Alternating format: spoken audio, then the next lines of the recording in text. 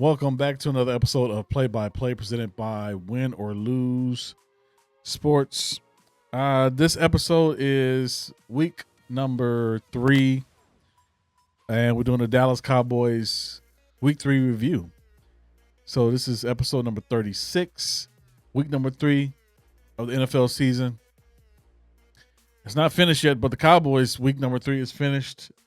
And I think it got finished before they even got started, because what did the Cowboys do during practice week? Like between week number 2 and week number 3, what did the Cowboys work on? Because in week number 2, they lost to the New Orleans Saints, who ran all over the Cowboys. And you would think the game plan will be, how can we figure out how to stop the run? Because we know the Ravens are going to run the ball. First of all, we know because Lamar Jackson is not a passing quarterback. He's more of a running quarterback. So that's one thing. And he's a great running quarterback. The second thing is the Cowboys did not go out and sign Derrick Henry in the offseason. And that's what every Dallas Cowboys fan wanted Jerry Jones to do, is to sign Derrick Henry, probably the most vicious running back in the NFL today. Because that's what the Cowboys needed, was a running game last season. But the Baltimore Ravens signed the Derrick Henry to a contract. And we signed Ezekiel Elliott, brought him back to the Cowboy organization.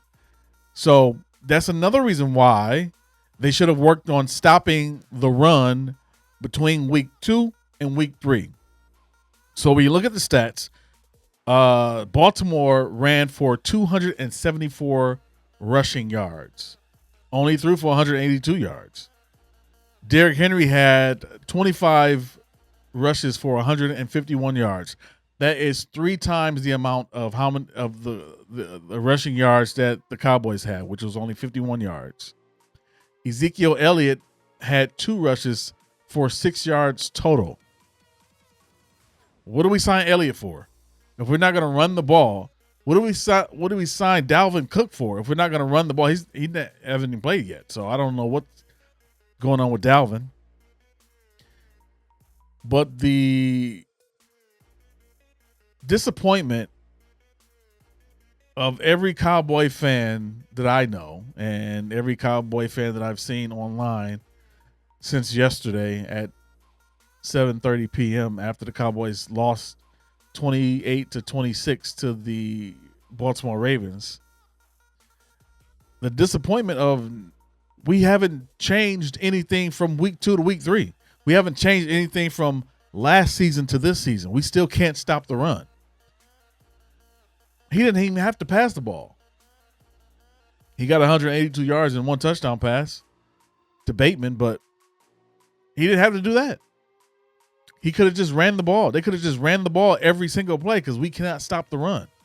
Now, towards the end of the game, we start kind of figure out, like, okay, we can do something different than what we did in the first 3 quarters of the game, but by that time, it's too late. The disappointment is Dak Prescott throwing the ball into double coverage, not knowing when he's getting pressured, not feeling the pressure behind him, because as a quarterback, you would think that's something you're used to feeling. You don't have to see anybody coming; you can feel them coming, because you've been doing this since you've been quarterback, which is your lifelong position as a football player. Secondly, our run game is trash. Like, we have nothing. Dowdle ran for 6 yards maybe? I know Elliott ran for 6 yards. So Dowdle, what did he run for? Dowdle ran for 32 yards on 8 attempts. That's 4 yards a carry. Okay, well, we stopped running the ball. Dak threw for 51 times. 51 times Dak threw the ball. No interceptions this game, but that's a blessing, because he threw the ball into double coverage, I don't know, maybe 20 out of the 51 times. It was a problem between Dak Prescott and CD Lamb. Not on the same page. I don't know if something happened in practice this week or just the start of the game wasn't where CD thought it should be. CD dropped a pass. He fumbled the ball in the red zone. I'm sure Dak tried to get on him, but CD's not hearing that, obviously. And it's just like their continuity is not there. The chemistry is not there on offense. And I place that blame on the quarterback, because that's your job, is to make sure everyone's on the same page offensively. And I blame that on the coach, the head coach. There's no offensive coordinator. The offensive coordinator is Mike McCarthy. He calls the plays. So I blame that on him, because it's your job as offensive coordinator, as head coach, to make sure your guys are on the same page, to make sure your guys are ready to play football on Sunday, and make sure they're prepared for anything that happens in that game. They didn't look prepared at all. It's like the Cowboys sat around all week dreaming about playing the Ravens, thinking about how they played the Saints, but not making any adjustments or changes throughout the week. That's disappointing. Like, what are we doing out there? What are the Cowboys doing throughout the week? What are we doing on the field? We don't know what we're doing on the field until the fourth quarter. Defensively, I don't know what happened. Like, they didn't make any change. Mike Zimmer, when the camera's on Mike Zimmer, he looks confused and lost, looking under or over his glasses, trying to figure out what just happened or what's going on. Micah Parsons looked lost out there. He didn't know what to do. And he's supposed to be one of the best defensive linemen, defensive ends in the league. He looked lost out there. He doesn't understand how to stop the run. And that understanding comes from coaching. I know he can't do it by himself, but you do have DeMarcus Lawrence. You have Hendricks, who came with Mike Zimmer. You have Odighizuwa, who's supposed to be one of the best. You have these players who are strong and big and fast, but they're not performing in that manner on the field. And that causes a lot of rushing yards for the offense, for the defense, or Baltimore, or whoever we're playing. And it makes our defense tired on the field because they're on the field for a long time. They can't get off the field on third down, which is terrible. And it's like they don't know what to do. They're confused, and that's not conducive to winning. That's not making very many Cowboys fans happy. It's not making anybody happy. Jerry Jones says he's not happy after that performance. Well, Jerry, we're as Cowboys fans, we're not happy with you as GM, as owner.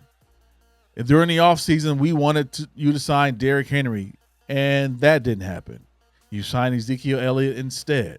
We wanted you to go out and find another quarterback, a quarterback that's secure in who he is as a quarterback and can win games by himself down the stretch. There's quarterbacks out there that can do that. You didn't do that. You chose to sign Dak to a multi-year, $260 million contract, the biggest contract in NFL history. We wanted you to go out and find personnel that could stop the run. We wanted you to go out and find linebackers and safeties that can tackle and stop the run. You didn't do that. We still have the same personnel who cannot stop the run, who cannot tackle, who doesn't have an understanding of how to win on the defensive end. And now we can't even intercept the pass, because you know why we can't intercept, and we can't sack the quarterback either. We can't sack the quarterback or intercept the pass because quarterbacks aren't dropping back anymore. The reason why they're not dropping back is because they figure, why are we dropping back? There's no reason for us to drop back. All we have to do is run the ball. And when we run the ball, we're going to keep running the ball down your throat until you can figure out a way to stop us. Just like on Madden, just like on NCAA 25, all you have to do is run the ball until the defense figures out how to stop you. And why would I change that? As the opposite team, as the opposing team, why would I stop running the ball? Because you can't figure out how to stop me. I'm going to keep running the ball down your throat until you learn how to stop me running the ball. And the Cowboys has not figured that out yet. So what's the plan now? What's the plan moving forward? What's the plan moving forward for the Cowboys? Hey, what's the plan for the Cowboys to do next week? And I mean, we're not making any changes to our personnel. We still have the same guys. We still have the same coaches. So any big changes that need to be made is going to happen in the offseason. It can't be made now. It's too late. So now we have to deal with what we have on the team. That's our roster, our coaches, our coaching staff. So what do? What we do is we figured it out. We have to figure it out. We have to figure out what are we going to do with our team, with this team. We have to figure out a way to win football games. We have to figure out a way to stop the run.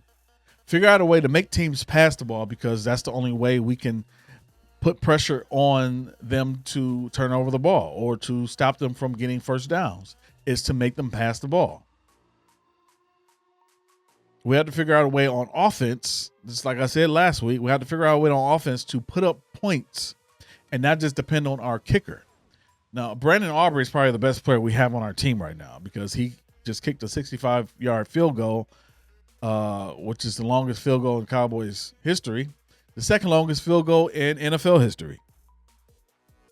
But that can't win football games. That's not football.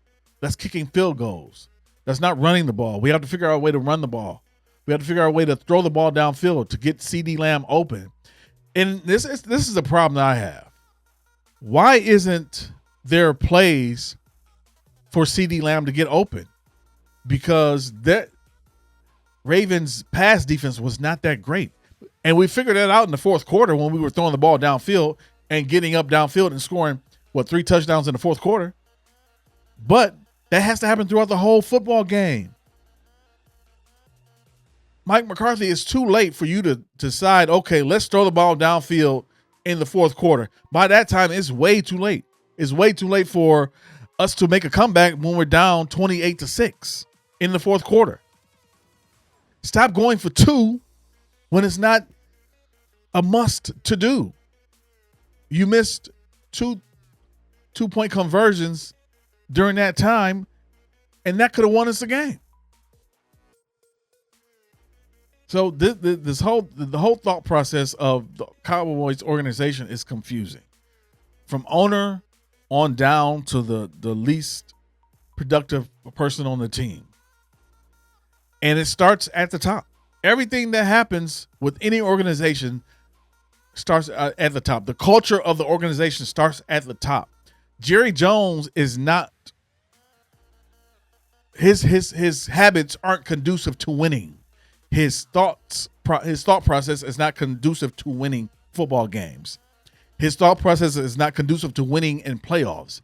His thought process is not conducive to winning Super Bowls or making it to the Super Bowl. And that trickles on down to the head coach. Mike McCarthy's play calling is not conducive to winning football games. Mike Zimmer's defensive play calling is not conducive to winning. Dak's actions on the field when you throw into double coverage is not conducive to winning football games. CeeDee Lamb's tantrums and attitudes on the field is not conducive to winning football games. The way the defense looks on the field and cannot stop the run, we can't win. It's not conducive to winning.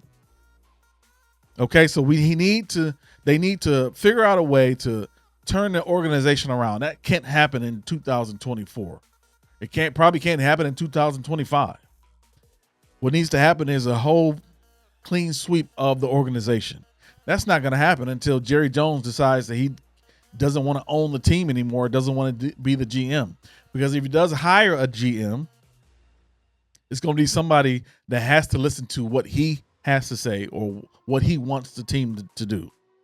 So until Jerry Jones gives up the seat, until Jerry Jones has an unfortunate demise of his being unalive, that's the only way that there will be a new owner or GM in Dallas.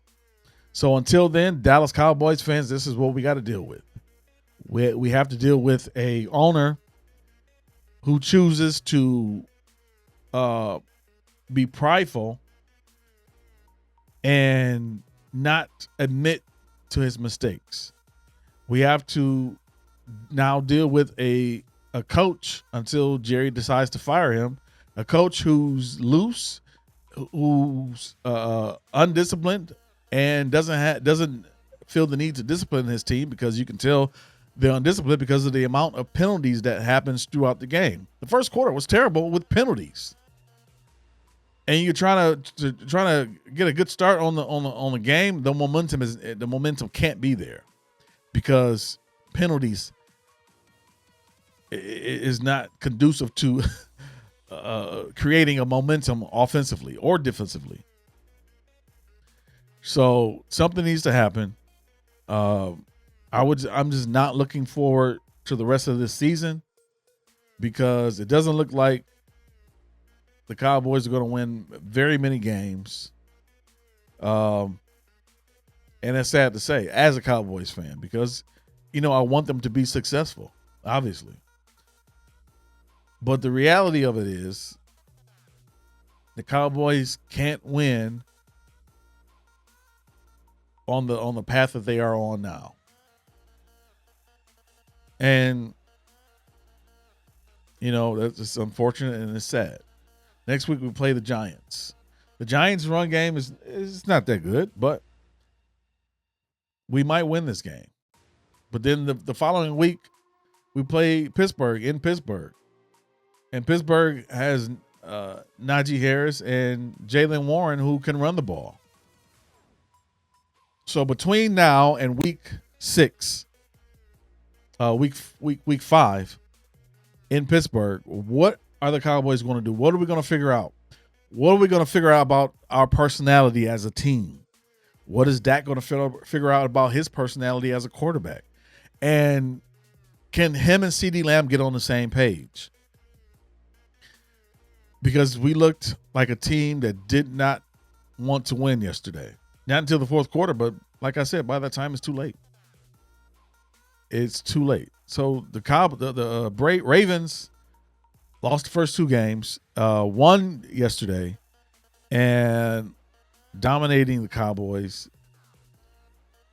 Derrick Henry, who should have got signed by the Cowboys, had 151 yards, and he looked like a young Derrick Henry, a young, strong bull, running through the crowd and knocking people over with stiff arms and shoulder thrusts. And Cowboys looked like they just a team that didn't know how to tackle. It was overall the NFL this week was it was challenging if you did picks. So tonight Jacksonville goes into Buffalo and Washington goes into Cincinnati. Obviously I want Washington to lose that game because they're in the division with the Cowboys, but we'll see what happens. Cincinnati is on a 2-game skid. Joe Burrow looks iffy at best. Cincinnati looked pretty good against Kansas City the first couple of quarters, and Kansas City got a little help from officials and won the game. And Buffalo in Jacksonville, Buffalo looks good even without Stephon Diggs. because Josh Allen, who, I criticize Josh Allen a lot because of the criticism that Dak Prescott gets, because they're the same type of player almost. Dak is a gunslinger, and so is Josh, but Josh is a little more smarter than Dak, a little more patient than Dak. So, unfortunately, we don't have that much of intelligence in a quarterback, but we'll see what happens. So, hopefully next week against the Giants we'll get a win, and we'll get back on the right track. So we'll see what happens with the Cowboys. So thanks for watching this episode. Hope you liked it, enjoy it, and make sure you subscribe on YouTube at Win or Lose Show and on all social media at Win or Lose Show. Thanks for watching. We'll see you next time.